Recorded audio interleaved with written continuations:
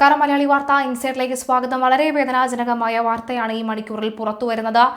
നമ്മുടെ കൂടെ ഇത്രയും മണിക്കൂർ നമ്മളിൽ ഒരാളായി നിന്നിരുന്ന പലരും നമ്മെ വിട്ട് പിരിയുന്നത് വളരെ പെട്ടെന്നായിരിക്കും. അത്തരത്തിലൊരു വാർത്ത 13 മരണം ഇപ്പോൾ റിപ്പോർട്ട് ചെയ്യുന്നു. എന്നാൽ പേടിപ്പെടുത്തുന്ന വാർത്ത ഇനിയും ഈ മരണസംഖ്യ ഉയരാനുള്ള സാധ്യതയുണ്ട് എന്നുള്ളതാണ്.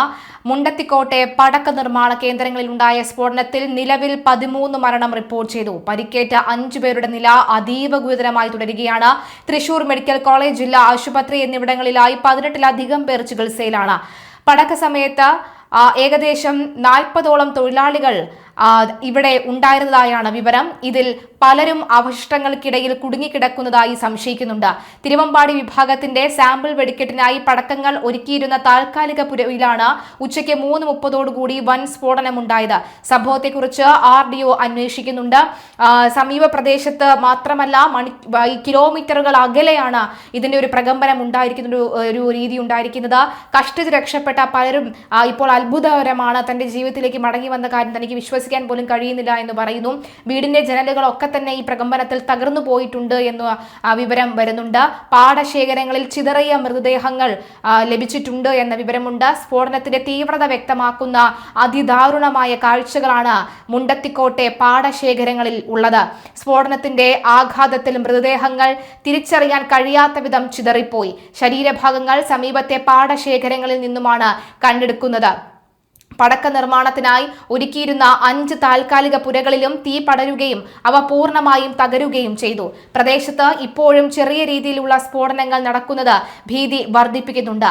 പുക നിറഞ്ഞ അന്തരീക്ഷം കാരണം രക്ഷാപ്രവർത്തകർക്ക് സ്ഥലത്തേക്ക് പ്രവേശിക്കുന്നത് വെല്ലുവിളിയായി തുടരുകയാണ്.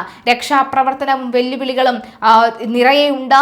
കെട്ടിടങ്ങൾക്കിടയിലും സ്ഫോടക വസ്തുക്കൾ ഇനിയും പൊട്ടിത്തെറിക്കാൻ സാധ്യതയുള്ളതിനാൽ തന്നെ അതീവ ജാഗ്രതയോടുകൂടി മാത്രമേ ഫയർഫോഴ്സ് നീങ്ങാൻ കഴിയുകയുള്ളൂ. ഫയർഫോഴ്സ് ഉദ്യോഗസ്ഥരുടെ ജീവനും പണയം വെച്ചുകൊണ്ടാണ് അവർ തെരച്ചിലിനായി ഇറങ്ങുന്നത്. പടക്ക സമയത്ത് കൃത്യം എത്ര പേർ ജോലിക്കുണ്ടായിരുന്നു എന്ന് പറയാൻ കഴിയുന്നില്ല. എന്നാൽ 40-ലധികം പേർ ഉണ്ടായിരുന്നു എന്നാണ് വിവരം. പലരും അവശിഷ്ടങ്ങൾക്കിടയിൽ കുടുങ്ങിക്കിടക്കുന്നതായാണ് സംശയം. വിശാലമായ പാടശേഖരത്തിന് നടുവിലെ ഒറ്റപ്പെട്ട ഒരു സ്ഥലത്താണ് വെടിക്കെട്ട് പുരകൾ പ്രവർത്തിച്ചിരുന്നത്. ഇവിടേക്ക് വാഹനങ്ങൾക്കോ ആംബുലൻസിനോ എത്താൻ ഒരു പാത പോലും ഉണ്ടായിരുന്നില്ല. മിനിറ്റുകൾ വൈകുന്നത് ജീവനുകൾ നഷ്ടപ്പെടുമെന്ന ഘട്ടത്തിൽ സമീപത്തെ വീടിന്റെ മതിൽ തകർത്താണ് അഗ്നിശമന സേനയും ആംബുലൻസുകളും ദുരിത സ്ഥലത്തേക്ക് എത്തിയത്. കനത്ത പുകയും ചൂടും കാരണം നേരിട്ട് ഇറങ്ങാൻ കഴിയാത്ത സാഹചര്യത്തിൽ ഡ്രോൺ ഉപയോഗിച്ചാണ് ഉള്ളിൽ കുടുങ്ങിയവരെ കണ്ടെത്താനുള്ള ശ്രമം നടക്കുന്നത്. മനുഷ്യർക്ക് എത്താൻ കഴിയാത്ത മേഖലകളിലെ തീ അണയ്ക്കുന്നതിനായി എറണാകുളത്ത് നിന്നും റോബോട്ടിക് സംവിധാനം എത്തിക്കാൻ ഫയർഫോഴ്സ് മേധാവി നിതിൻ അഗർവാൾ ഉത്തരവ് ഇട്ടിട്ടുണ്ട്. തൃശൂരിലെ പടക്ക നിർമ്മാണ കേന്ദ്രത്തിലുണ്ടായ ഉഗ്രസ്ഫോടനത്തിൽ നിന്ന് അത്ഭുതകരമായി രക്ഷപ്പെട്ട തൊഴിലാളി കളത്തിൽ തിരി ഉണക്കാനിടുന്നതിനിടെ നിമിഷ നേരം കൊണ്ടാണ് ഇദ്ദേഹം രക്ഷപ്പെട്ടത്. ചൂട് കാരണമാകാം അപകടമുണ്ടായതെന്നും രക്ഷപ്പെട്ടത് സെക്കൻഡുകൾ കൊണ്ടാണ് എന്നും അദ്ദേഹം വ്യക്തമാക്കുന്നു. ഞാൻ നിൽക്കുന്നിടത്തേക്ക് തീ പിടിക്കുകയായിരുന്നു. കളത്തിൽ തിരി ഉണക്കാനിടുന്നതിനിടെയാണ് അപകടമുണ്ടായത്. തിരി കത്തുന്നത് കണ്ടതോടുകൂടിയാണ് ഇറങ്ങി ഓടിയത്. ചൂട് കൊണ്ടാകാം കത്തിയത് എന്നാണ് കരുതുന്നത്. പെട്ടെന്ന് തിരിഞ്ഞു നോക്കിയപ്പോൾ ശബ്ദത്തോടെ കത്താൻ തുടങ്ങുകയായിരുന്നു. അത് കണ്ട് ഉടൻ തന്നെ വീണ് മറിഞ്ഞ് എഴുന്നേറ്റ് ഓടുകയായിരുന്നു. പിന്നാലെ മുഴുവൻ പൊട്ടാൻ തുടങ്ങി. പിന്നെ അവിടെ നിന്നില്ല. 2-3 സെക്കൻഡുകൾ കൊണ്ടാണ് എല്ലാം സംഭവിച്ചത്. വേലിക്കമ്പി എടുത്ത് ചാടിയാണ് പാടത്തേക്ക് എത്തിയത്. എന്തോ ഭാഗ്യത്തിനാണ് രക്ഷപ്പെട്ടത്. ആർക്കെങ്കിലും ഓടാൻ സമയം കിട്ടിയിട്ടുണ്ടെങ്കിൽ അത് 2-3 സെക്കൻഡുകൾ മാത്രമാണ്. അതിനുള്ളിൽ തന്നെ എല്ലാം പൊട്ടിത്തെറിച്ച് വലിയ തീഗോളമായെന്നാണ് അദ്ദേഹം വളരെ ഭയത്തോടു കൂടി പറയുന്നത്. അദ്ദേഹത്തിന്റെ വാക്കുകൾ നമുക്കൊന്ന് കേൾക്കാം. കാരണം ഞാൻ തിരി എടുത്തിടുക, ഇങ്ങനെ ഒരു ട്രിപ്പ് മറിച്ചിട്ട് കഴിഞ്ഞാൽ തിരി പെട്ടെന്ന് ഉണങ്ങും. അപ്പോഴാണ് പെട്ടെന്ന് ഒരു 5 മീറ്റർ അകലെ എന്നൊരടി ഇതെന്തേ നമുക്ക് ഞാൻ മറിയുമ്പോഴേക്കും ഞാൻ ഇട്ട തിരിയൊക്കെ കത്തി. പിന്നെ എനിക്ക് മനസ്സിലാക്കി ഞാൻ ഓടുമ്പോഴേക്കും ഈ ഇവിടെ നർവ് ഷെഡ് പൊട്ടി. അപ്പോഴേക്കും ഇവിടെ പൊട്ടി ഈ നർവ് ഷെഡ്. അങ്ങനെ 2 കണ്ടും മറിയുമ്പോഴേക്കും സ്റ്റോറും പൊട്ടി. പിന്നെ ഞാൻ നിന്നില്ല, ഞാൻ പറഞ്ഞില്ല. പിന്നെ ഞാൻ തിരിച്ച് പെണ്ണുങ്ങളുടെ അടുത്തേക്ക് വന്നെ എടുത്തു കൂട്ടി. 2-3 ഷെഡ് അത് 3 ഇല്ല. പിന്നെ ഒരു ഷെഡ് ആ പാടത്തിന്റെ അറ്റത്ത് ഉണ്ട്. അത് അവിടെ ഉണ്ടോ ഇല്ലെന്ന് അറിയില്ല. അതിൽ കുറച്ച് മരുന്നുകൾ സ്റ്റോക്ക് ഉണ്ട്. അത് എനിക്കറിയില്ല. മലയാളികളല്ലാതെ ഇല്ലില്ല, ഒക്കെ നമ്മൾ മലയാളികളാണ്. വേറെ പുറമെന്ന് അങ്ങനെയൊന്നുമില്ല. ഇതിൽ ഏറ്റവും വലിയ ഒരു വിഷമം എന്താ വെച്ചാൽ നമ്മൾ ഉപയോഗിക്കാൻ പറ്റാത്ത ഒരു കെമിക്കലും മറ്റേ നിയമത്തിന് വിരുദ്ധമായിട്ടില്ല.